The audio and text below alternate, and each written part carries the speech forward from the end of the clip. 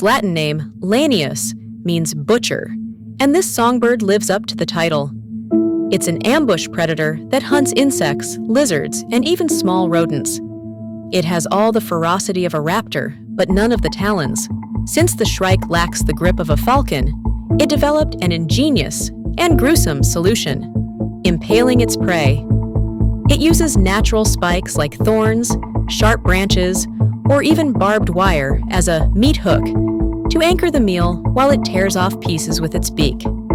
This is a survival tool unique among North American songbirds. This collection of impaled food is called a larder or food cache. Storing food helps the shrike survive winter when resources are scarce. But there's another amazing reason. For toxic prey, like the lubber grasshopper, impaling it for a day or two actually allows the toxins to naturally degrade, making it safe to eat later. That hooked beak and its small built-in projection, known as the tomial tooth, is what lets the shrike sever the spinal cord of its prey. This little hunter truly has the tools of a raptor. Unfortunately, the loggerhead shrike is now a species of high conservation concern. They rely on open habitats and those thorny hedgerows for their larder, which are fast disappearing due to development.